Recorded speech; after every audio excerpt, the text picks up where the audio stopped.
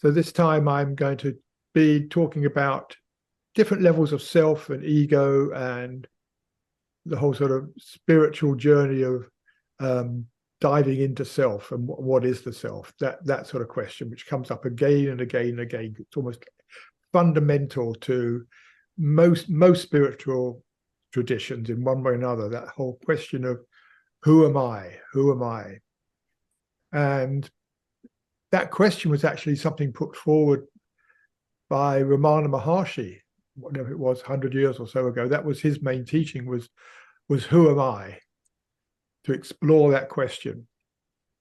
And when you give that question to most people, we usually start off, if you ask me, who am I? I come up with a whole range of things. I mean, first of all, I'm Peter.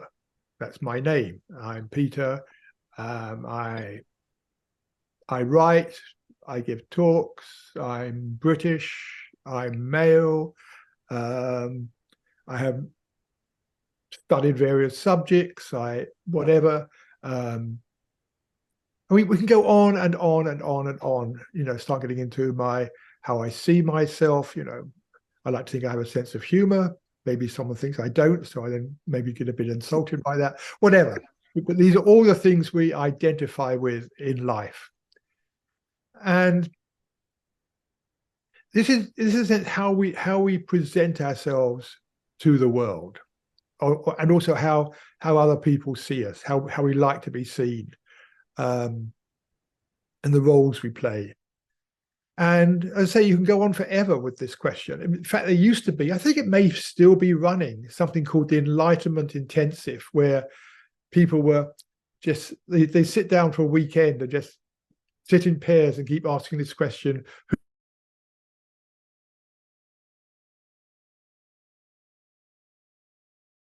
Hey, Peter, I muted you. Thank you. But I haven't been muted all along. No, just muted. Then. Okay, you muted everybody else. Great. Okay, thank you for letting me know. And in the end, with those intensives, you finally broke down and realized it all disappeared, and all this stuff was just something you were, in a way, it was an identity that you were deriving from how you are in the world. That's what I call this, the derived sense of identity. This is who we are, how we present ourselves in the world. And it's impermanent. I mean, a lot of this can change. I could change my name. I could change, I could change what I do. I could change many things about myself. So it's actually something which is actually impermanent in some ways. But also we get very attached to it, very attached to these things. Like, this is who I am. And probably the first one we have, and the one we get most attached to, is our name. And that's probably the first identity we have as a young kid.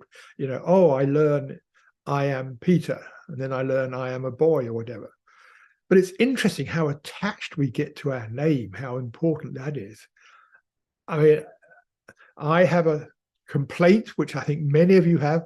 Is technically called onomastic aphasia. And what that is, if you look it up, is this thing that I can meet someone I know well in the street and come to introduce them to somebody. I cannot remember their name. I could tell you everything about them, but I cannot remember their name. And people get really sort of upset. You don't remember me. Yes, I do remember you. I can remember all this about you. But I just, right now, I can't access your name. And just shows you how attached we get to our name. So we can be quite vulnerable to it. And we spend a lot of time actually just reinforcing this sense of identity of who we are in the world, how we like to be seen. And this is really sort of how we go through the world. We're on this journey through the world. We're sort of the hero in our own journey through the world. And it's like a story we have about, this is who I am, where I've been, what I'm doing. And so I can, look back at this.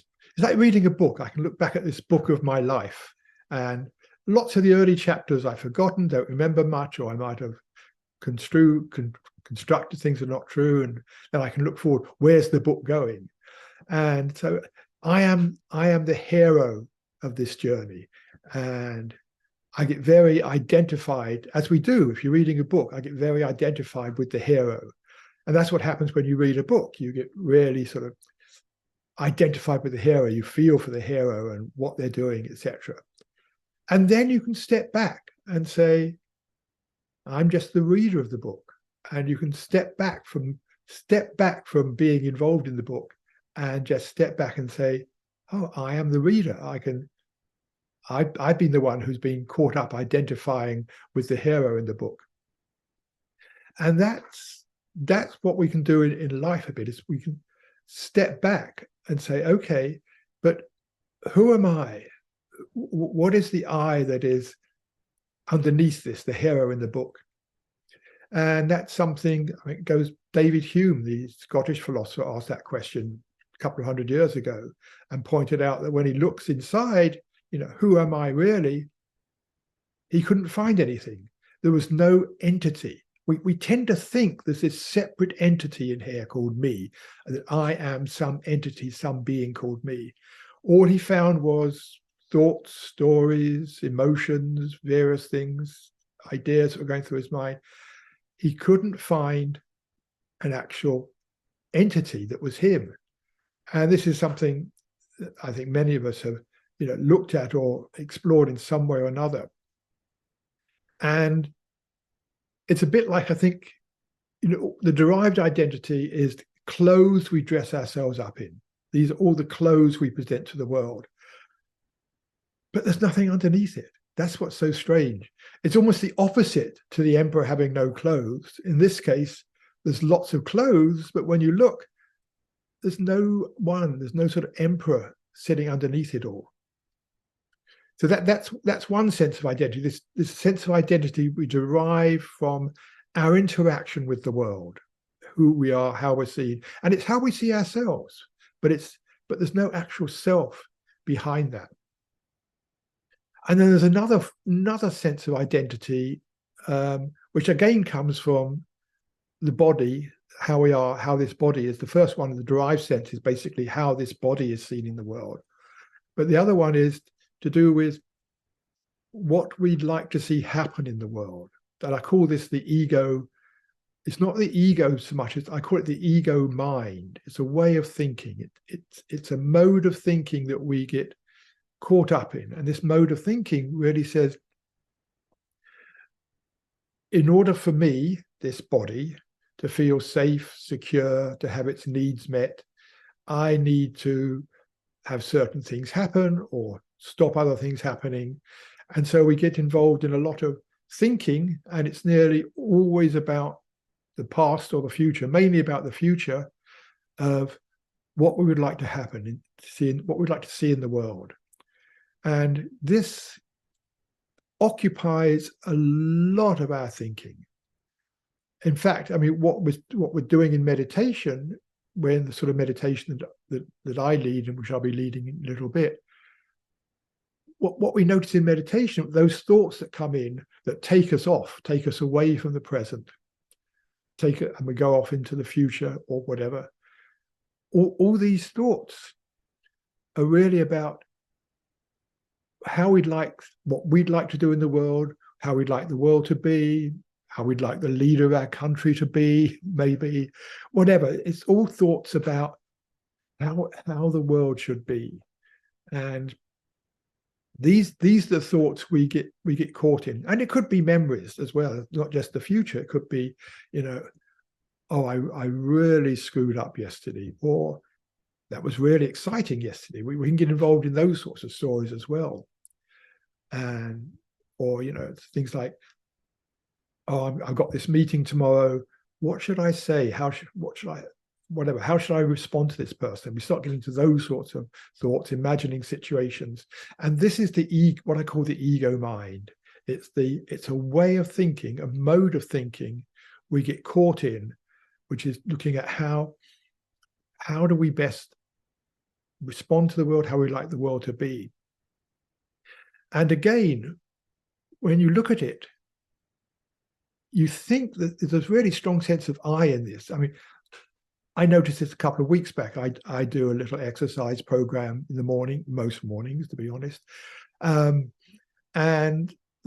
in doing this, there was one exercise one morning. I just thought, I don't want to do this. I don't want to do this. It's like I just noticed myself resisting it, not wanting to do it. And then I caught myself resisting and said, okay, who is resisting? Who is this self who's resisting? And as I looked, it's like, there was just this story of me. I'm a story in that thought that I am resisting. What there was actually just resistance. There was resistance, but then I have this story in my mind that in this story, I am the one that is resisting. I am the one that didn't want to do the exercise.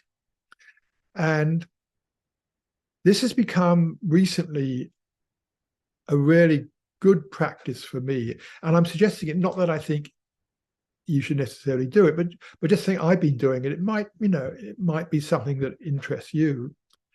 Is whenever I find myself caught up in some thought or other, some story like this, caught up in the ego mind, usually what we do in meditation is just let it go. We don't follow it anymore, and just the present just re-emerges. Here I am. Here's the bird song. Here's my body sitting in the chair, whatever it is.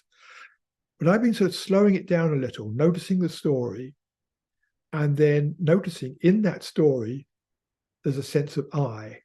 I like this. I don't want to do this. Whatever it is, what will I say in this situation? This is how I'd like someone to be. Slowing it down, say, okay, just for a moment, what does that I refer to in the story? What is that I there? And what happens is, again and again, the story sort of dissolves, evaporates, and this sense of I just evaporates, and just realizing it is just an idea we have in this story of what we want. So when that dissolves, then we come back to then we come back to a subtler sense of I, a subtler sense, which is, here I am, aware of the bird song, the present moment, my body, aware of the fact that I was caught up in thinking, aware of the fact that that level of self just dissolved. But then, then this is a subtler level of I that's there.